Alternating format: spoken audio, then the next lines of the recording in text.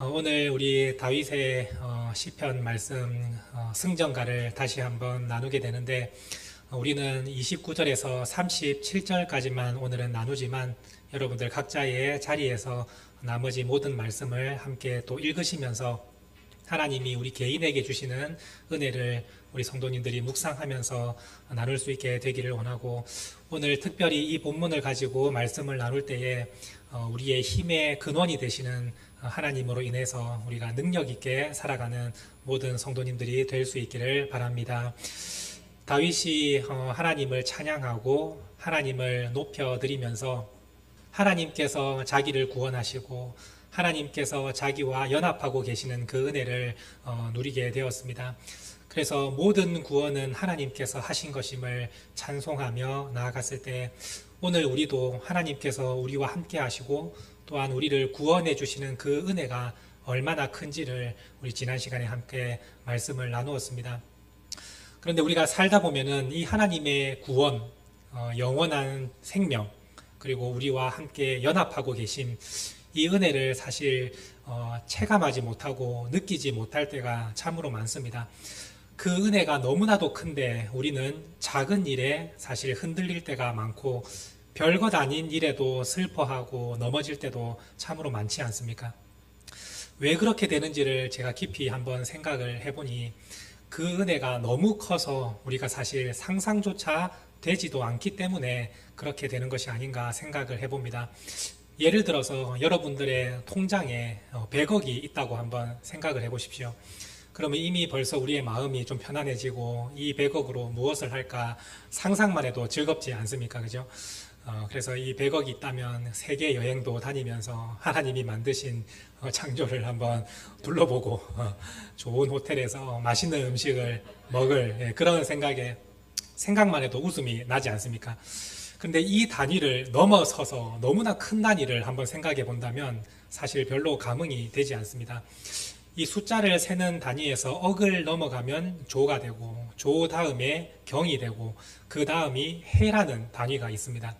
그 외에도 엄청나게 많은 단위가 있지만 우리가 생각할 때 그래도 해 정도까지 한번 생각을 해봅시다.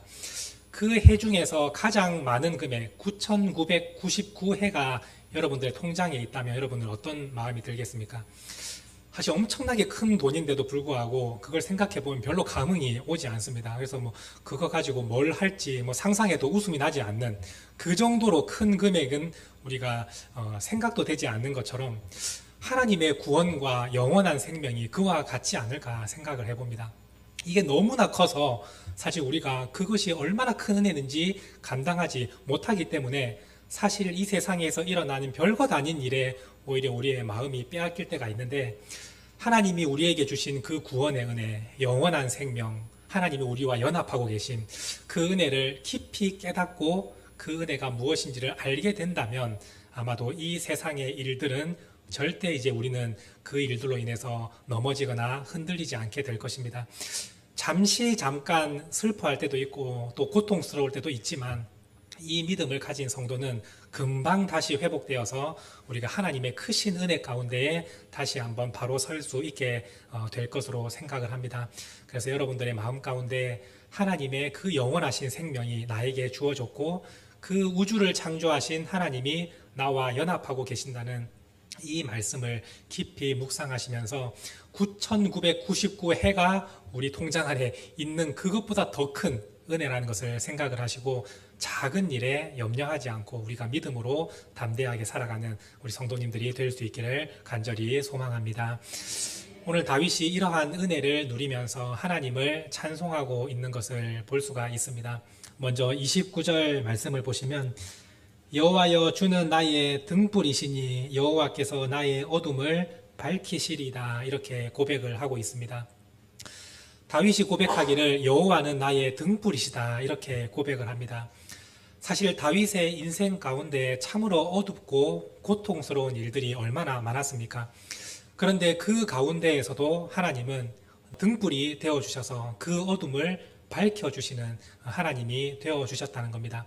어디로 가야 될지 방향도 잡지 못하는 그 인생 가운데 하나님께서 빛을 비추시며 그 모든 어두움을 물리치시고 어디로 가야 할지, 그리고 내 삶이 어떻게 될지를 하나님은 친히 제시해 주시고 인도하여 주시는 그 하나님을 다윗이 느꼈을 때에 주님이 저의 등불이십니다. 이렇게 고백을 하였습니다.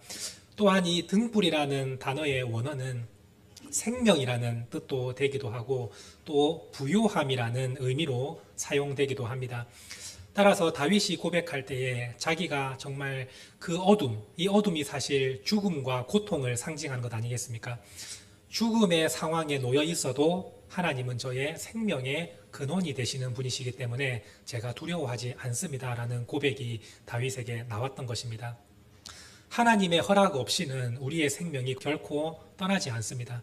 주님께서 우리의 생명을 붙들고 계신다는 것을 알게 되는 순간 우리는 죽음의 그 문제, 그리고 고통의 문제에서도 우리는 자유로울 수도 있고 또한 담대할 수 있다는 것을 우리가 다 기억할 수 있게 되기를 원합니다. 그래서 하나님께서 우리의 등불이 되시고 우리의 생명의 근원이 되신다면 오늘 우리 앞에 놓여 있는 그 고통의 문제, 여러 가지 우리 삶의 장애물들, 그러한 것들도 우리가 능히 뛰어넘을 수 있는 성도가 될 줄로 믿습니다. 야곱의 이야기를 한번 생각해 보신다면 하나님께서 그 어둠을 물리치시고 그 야곱의 인생 가운데 참으로 등불과 같이 빛이 되어 주시며 그 삶을 지켜주시고 또한 모든 필요를 채워주시는 하나님을 우리가 더욱더 자세하게 느낄 수가 있습니다. 야곱이 아버지를 속이고 장자의 축복을 받아냅니다. 그런데 그 선택은 참으로 잘못된 선택이었음을 우리는 알고 있습니다. 하나님은 분명히 더 좋은 방법이 있으셨을 텐데 야곱은 그 선택을 잘못해서 아버지를 속이면서 장자의 축복을 받게 되므로 자기의 인생의 길이 완전히 어둡게 변하게 되는 것을 볼 수가 있습니다. 이제는 그 일을 돌이킬 수도 없는 상황이 되었습니다. 형 에서는 자기를 죽이려고 하고 이제는 잘못했다고 용서를 빈다고 해서 용서를 받을 수 있는 일도 아니고 이제는 어쩔 수 없이 그 고달픈 인생길을 걸어가야 되는데 이 야곱의 삶은 아주 캄캄하고 칠흑 같은 어둠이 다가옵니다. 돌이킬 수 없는 상황 가운데 후회해도 이제 늦은 상황이었고 도망치듯 아버지의 집을 떠나 삼촌 집으로 이제 떠나가게 됩니다. 그런데 그 가운데에서 성경은 말씀하기를 야곱이 돌베개를 베고 잠을 잤다 이렇게 설명하고 있습니다. 돌을 베고 잠을 잤다는 의미는 아주 그 상태가 비참하고 처량한 상태다라는 것을 설명해 주는 말씀입니다. 우리는 이 말씀을 조금 깊이 있게 이해하지 못해서 그냥 가다가 잠이 오니까 날이 샜으니까 잠을 자야 되는데 마침 베고 자기에 아주 좋은 돌이 있어서 그 돌을 베고 잤다 이렇게 생각을 하는 분들이 계신데 그게 아니라 야곱의 주위에 도와줄 사람이 아무도 없고 그리고 도움을 요청할 곳도 없고 가진 것도 아무것도 없는 진짜 처량한 삶, 그것이 돌을 베고 잠을 자고 있는 야곱의 모습이었던 겁니다. 그런데 그런 처량하고 비참한 인생 가운데에 하나님께서 야곱을 찾아오셨습니다. 그리고 야곱에게 말씀하십니다. 아브라함과 이삭에게 주셨던 그 언약을 야곱에게 다시 한번 들려주시고 너의 자손을 내가 번성하게 하며 이 땅을 너와 네 자손에게 주겠다라는 약속을 하시고 또 하나님은 야곱에게 이렇게 은혜의 말씀을 해주십니다. 창세기 28장 15절 말씀입니다. 우리 함께 읽도록 하겠습니다. 내가 너와 함께 있어 내가 어디로 가든지 너를 지키며 너를 이끌어 이 땅으로 돌아오게 할지라 내가 내게 허락한 것을 다 이루기까지 너를 떠나지 아니하리라 하신지라. 하나님께서 야곱과 함께 있어서 네가 어디를 가든지 내가 너를 지켜줄 것이며 너를 이끌어서 이 땅으로 다시 돌아오게 해주겠다고 하나님은 약속하십니다. 지금 야곱은 도망치듯 떠나간 이 장소였는데 하나님은 다시 한번 이 땅에 올 수 있도록 내가 도와줄 것이고 내가 너에게 허락한 모든 것들을 다 이루기까지 너를 결코 떠나지 않고 너를 지켜주겠다고 하나님은 약속해 주셨습니다. 이 말씀은 야곱이 잘하고 못하고의 그런 중요한 문제가 아니라 하나님께서 계획하신 것을 다 이룰 때까지 너를 절대 떠나지 않겠다는 하나님의 일방적인 약속이셨습니다. 지금 돌을 베고 자고 있는 그 처량하고 비참한 인생 가운데 하나님이 찾아오셔서 이 말씀을 들려주시니 야곱의 인생에 어둠이 걷히게 되고 그 야곱의 마음 가운데 하나님이 함께 하시니 소망이 생기게 되고 이제 내 앞에 일어나는 일들이 있다 할지라도 내가 그것을 이겨낼 수 있는 그러한 용기가 야곱에게 생기는 것입니다. 하나님의 말씀이 임하자 그의 삶에 어두웠던 모든 부분이 다시 한번 밝게 비추고 야곱의 모든 결말은 가족을 이루고 또 하나님께서 많은 것을 주셔서 다시 한번 그 약속의 땅으로 돌아오게 하시며 그의 생명을 지켜주셨던 그 하나님을 우리는 성경을 통해서 만날 수가 있습니다. 이와 같이 하나님은 우리의 어두운 인생에도 함께 하셔서 등불이 되어주시고 모든 어둠을 밝혀주십니다. 여러분들 각자의 삶의 자리에서 참으로 어렵고 힘들고 내 삶이 처량하다고 느껴질 만큼 비참한 시간을 보내신 분들이 많이 계실 겁니다. 그리고 지금 현재에도 그러한 가운데 있는 성도도 있을 것입니다. 그러나 오늘 말씀을 통해서 하나님은 우리 삶의 등불이 되어주시고 우리의 생명의 근원이 되어주시고 우리의 모든 필요를 채워주시는 부요함의 하나님이심을 여러분들이 잊지 마시고 하나님의 말씀을 통해서 여러분들이 힘을 얻고 용기를 얻고 소망을 얻는 믿음의 성도들이 될 수 있기를 원합니다. 하나님은 모든 비참한 가운데에서도 그 사람을 다시 한번 일으켜 세워주시고 가장 안전하고 좋은 길로 인도해 주시는 우리 하나님이십니다. 그러므로 절망하지 마시고 하나님을 붙들고 믿음으로 살아가는 성도님들이 될 수 있기를 간절히 바랍니다. 다윗의 인생 가운데도 이렇게 어두움이 있었지만 하나님의 말씀이 임하고 그의 삶에 용기가 생기고 소망이 생기니까 다윗은 힘을 내어서 고백하기를 내가 적진 속을 향하여 달리며 내가 성벽을 뛰어넘는다고 고백을 하고 있습니다. 30절 말씀을 보시면 이렇게 되어 있습니다. 30절 말씀을 함께 읽도록 하겠습니다. 내가 주를 의뢰하고 적진으로 달리며 내 하나님을 의지하고 성벽을 뛰어넘나이다. 주님이 주시는 이 용기와 소망과 힘을 얻으니까 이 다윗이 적진속을 향하여 달리는 자가 되었습니다. 사실 다윗이 상대했던 적들 중에 만만한 상대가 누가 있었습니까? 다윗도 고백하기를 내가 상대했던 적들은 나보다 다 강한 자들이었습니다. 이렇게 고백을 했지 않습니까? 그럼에도 불구하고 다윗이 적진속을 향해서 달려갈 수 있는 것은 하나님께서 나에게 힘을 주시고 소망을 주셨기 때문입니다. 하나님의 말씀이 없었다면 다윗은 적들 앞에서 등을 보이고 도망가는 인생이 되었을 것입니다. 그런데 하나님이 나와 함께 하시고 나를 붙드시니 그 믿음으로 나는 승리할 수 있다는 확신을 가지고 적진속을 향해 달려갈 때에 하나님께서 먼저 길을 여시고 적들을 쓰러뜨리시며 다윗에게 가는 곳마다 승리를 하게 해주셨습니다. 그래서 다윗이 고백하기를 내가 성벽을 뛰어넘나이다 라고 말을 하고 있는데 이 성벽이라는 것은 장애물들을 의미합니다.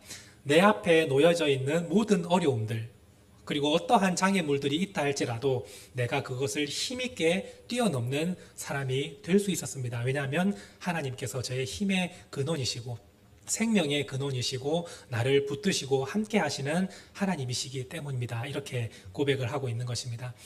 다윗이 고백하기를 이 장애물들을 어떻게 뛰어넘느냐 했을 때 암사슴처럼 뛰어넘는다 이렇게 고백을 합니다. 이스라엘 지역에 있는 암사슴이 참으로 뛰어다니는 것을 보면 얼마나 순발력이 있고 또 점프력이 대단한지 웬만한 장애물들은 그냥 쉽게 뛰어넘어갑니다. 사람 키만한 울타리도 그냥 쉽게 뛰어넘어가고 암벽과 암벽 사이도 뛰어넘어가는 그러한 동물이 이 암사슴입니다. 다윗이 그러한 모습을 보면서 나도 역시 이러한 내 삶에 있는 문제들, 영적인 어려움들, 그러나 내가 암사슴처럼 그 모든 것들을 능히 뛰어넘는 사람이 될 것입니다. 이렇게 고백을 하고 있습니다. 오늘 여러분들의 삶 가운데 어떠한 장애물이 있다 할지라도 다윗과 같이 그 모든 것들을 쉽게 뛰어넘을 수 있는 믿음의 성도들이 될 수 있기를 간절히 소망합니다. 물질의 어려움을 겪는 성도도 있을 것이고, 또한 가족의 문제, 자녀의 문제, 그리고 직장과 사업장에서 일어나는 모든 어려운 문제들 참으로 많이 있을 겁니다. 그런데 그 가운데에서도 여러분들이 하나님께서 나와 함께 하신다는 그 사실을 여러분들이 잊지 않으시고 기억을 하신다면 그 모든 문제들을 능히 뛰어넘는 힘이 여러분들에게 임하게 될 것입니다. 사슴의 발이 사실 겉으로 보기에는 약해 보이지만 그가 뛰어다닐 때는 엄청나게 강한 힘을 가지고 뛰어넘는 것처럼 오늘 우리가 내 스스로 보기에는 참 힘이 없고 연약한 존재이지만 하나님이 나에게 말씀으로 힘을 불어넣어 주시면 내 앞에 있는 어떠한 장애물도 큰 산과 같은 장애물이 있다 할지라도 그것을 능히 뛰어넘고 승리하는 내가 될 수 있도록 여러분들이 결단하시고 믿음으로 이 말씀을 붙들고 살아가게 되시기를 간절히 소원합니다. 다윗이 이렇게 고백을 한 이후에 31절 말씀을 보시면 하나님의 도는 완전하고 여호와의 말씀은 진실하니 그는 자기에게 피하는 모든 자에게 방패시로다, 이렇게 고백을 하였습니다. 다윗 자기만 이러한 은혜를 누리는 것이 아니라 하나님을 의지하고 하나님을 신뢰하는 모든 자에게 하나님은 이와 동일한 은혜를 주신다, 이렇게 고백을 하고 있습니다. 다윗뿐만이 아니라 다윗의 부하들도 하나님을 의지할 때 주님께서 똑같은 은혜를 베푸시고 이스라엘 백성들 전체에게도 은혜를 베푸시며 심지어는 이방인이라 할지라도 그가 하나님을 의지하고 주님을 붙들면 이러한 동일한 은혜를 베풀어 주시는 것을 다윗은 경험을 하였습니다. 오늘 우리에게도 이 말씀은 동일하게 적용이 된다는 사실을 잊지 마십시오. 우리가 그동안 어떠한 삶을 살아왔는지 중요하지 않습니다. 여러분들이 과거에 하나님을 향한 열심과 또한 하나님을 위해서 내가 한 것이 아무것도 없다 할지라도 오늘 이 시간 주님 앞에 결단하고 주님을 의지하기를 원합니다. 지금까지는 제 힘으로 살아왔고 제 능력으로 해보려고 했고 잘못된 길을 걸어왔지만 오늘 이 예배 시간 주님이 주시는 말씀을 통해서 제가 주님 앞에 엎드려 이제는 하나님을 의지하고 주님을 신뢰하기를 원합니다. 이 고백이 여러분들의 마음 가운데에서 나온다면 하나님께서 모든 자에게 방패가 되어주시는 동일한 은혜를 베풀어 주신다는 것입니다. 오늘 우리 모든 성도들 가운데 과거의 삶으로 인해서 하나님이 나를 기뻐하실까?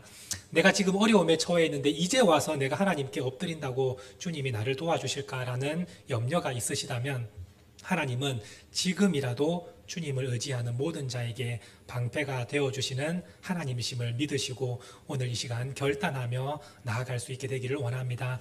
그러면 하나님께서 주를 의지하고 하나님께 소망을 두는 자에게 하나님은 반드시 소망 있는 자가 되게 하여 주시고 주님을 의지하는 자에게 찬송하는 삶을 살 수 있도록 주님께서 그 삶을 바꾸어 가신다는 사실을 기억하시기를 바랍니다. 광야에 길을 내시고 또한 사막에 물을 내시는 우리 하나님께서 그렇게 하시는 이유가 믿음의 사람들의 입에서 찬송의 소리가 나오게 하기 위해서 주님은 그 은혜를 베풀어 주시겠다고 말씀하십니다. 여러분들이 지금 삶이 광야와 같고 어디를 가야 될지 길을 찾지 못하는 그 가운데에서 하나님을 신뢰하고 의지할 때 하나님께서 광야에 길을 내시며 가장 좋은 길로 인도하시는 주님을 여러분들이 반드시 만나게 될 것이고 사막에 목이 마른 그 가운데에서 가란 마음으로 이제는 끝났다고 생각이 되는 마음이 있다 할지라도 하나님을 의지할 때에 그곳에서 샘물이 터져 나오는 은혜를 경험하게 될 것입니다. 오늘 말씀에서 주시는 이 다윗의 고백이 우리의 고백이 되기를 원하며 마지막으로 다윗이 이렇게 고백을 합니다. 37절 말씀입니다. 함께 읽도록 하겠습니다. 내 걸음을 넓게 하셨고 내 발이 미끄러지지 아니하게 하셨나이다. 다윗이 하나님의 주시는 그 힘으로 하나님이 주시는 그 소망의 말씀으로 다윗의 인생의 길이 열리며 어둠이 밝혀질 때에 그가 가는 모든 길이 안전했다, 이렇게 고백을 하고 있습니다. 오늘 말씀에서 넓게 하셨다라는 이 의미가 두 가지 의미로 사용되는 단어입니다. 첫 번째는 내가 가는 길이 안전하고 탄탄하다, 이러한 의미로 사용될 것이고 두 번째는 내 걸음이 당당하다, 이러한 의미로도 사용되는 것입니다. 하나님께서 주시는 힘을 공급받고 적진 속을 향하여 달리며 장애물들을 뛰어넘으니 내가 가는 길이 평탄하고 안전한 길이 되게 하나님께서 바꾸어 가시고, 지금은 광야와 같다 할지라도 주님의 손을 붙잡고 나아갔더니 푸른 풀밭과 쉴만한 물가인 그러나 안전한 곳으로 주님께서 인도해 주셨다는 뜻이고, 내가 가는 곳에 하나님이 함께 하시니 승리를 주심으로 말미암아 내가 가는 이 걸음이 당당하고 힘있게 하나님께서 하셨다라는 말씀입니다. 마치 개선 장군처럼 승리의 노래를 부르며 당당하게 길을 걷는 다윗처럼 하나님은 오늘 우리에게도 승리를 주신다는 사실을 기억할 수 있게 되기를 원합니다. 다윗은 자기의 삶 가운데에서 어떠한 전쟁을 치르더라 할지라도 결코 패배하여 패잔병처럼 돌아온 적이 없었습니다. 가는 곳마다 승리를 얻었는데 그것은 다윗이 잘해서가 아니라 하나님께서 승리하게 하시고 그 모든 길을 가르쳐 주시며 길을 열어 주셨기 때문입니다. 다윗이 블레셋과 싸울 때 하나님께 기도하며 물었더니 하나님께서 승리할 수 있는 방법을 다 가르쳐 주셨지 않습니까? 지금은 달려가야 될 때라고 말씀하시면 달려가면 하나님께서 블레셋을 흩으시는 역사를 일으켜 주셨고, 이번에는 앞으로 가지 말고 뒤를 돌아가라라고 말씀하시니 그 말씀대로 행했더니 블레셋이 완전히 패하여 도망가기에 바쁜 그러한 모습을 다윗이 보았던 것처럼 하나님을 의지하고 기도하며 나아가면 주님께서 모든 방법을 가르쳐 주시고 우리에게 알려주신다는 사실을 오늘 말씀을 통해 가르쳐 주고 있습니다. 하나님은 우리의 삶에도 자세하게 가르쳐 주시고 또 필요한 모든 것을 훈련시켜 가십니다. 35절 말씀을 보시면 내 손을 가르쳐 싸우게 하셨다 이렇게 표현하고 있는데, 여기서 가르치다 라는 단어가 마치 훈련 교관이 모든 것을 설명해주고 필요한 훈련을 시키는 그러한 의미로 사용된 단어입니다. 하나님께서 우리를 통해서 어려운 일이 있을 때 방법을 가르쳐 주시고 또한 그것을 뛰어넘지 못하고 있으면 뛰어넘을 수 있는 훈련까지 하나님은 시켜주셔서 그것을 해낼 수 있도록 주님은 도와주십니다. 그러므로 여러분들이 지금 내가 아무것도 할 수 없다고 절망하지 마시고 하나님을 의지하시면 모든 훈련까지도 하나님은 시키셔서 나의 모든 장애물들을 다 뛰어넘을 수 있도록 만들어 주신다는 사실을 기억하시고 하나님만 붙들고 의지하는 성도들이 될 수 있기를 바랍니다. 오늘 이 다윗의 고백이 우리 모든 성도님들의 고백이 될 수 있기를 바라며 모두가 승리함으로 하나님을 찬송하고 하나님께 영광을 올려드리는 믿음의 성도들이 될 수 있기를 간절히 소망합니다. 함께 기도하시겠습니다. 하나님 아버지 감사드립니다. 오늘도 귀한 주일 우리를 불러주시고 하나님의 말씀으로 다시 한번 새 힘과 용기와 소망을 얻게 하심에 감사를 드립니다. 오늘 우리의 인생 가운데 어두움이 있고 처량함이 있고 비참한 상황 가운데에 처해 있다 할지라도 주님의 말씀을 붙들고 하나님을 의지하고 신뢰함으로 하나님이 주시는 그 은혜를 우리 모든 성도들이 다 누릴 수 있게 하여 주시고 힘의 근원이시오 생명의 근원이시오 모든 필요를 채워주시는 능력의 주님을 의지하며 믿음으로 장애물들을 다 뛰어넘고 승리하는 성도들이 될 수 있도록 하나님께서 함께하여 주시옵소서. 우리 모든 성도들 지치지 않도록 날마다 새 힘을 더하여 주시고 능력 주시기를 원하오며 예수님의 이름으로 간절히 기도드립니다. 아멘.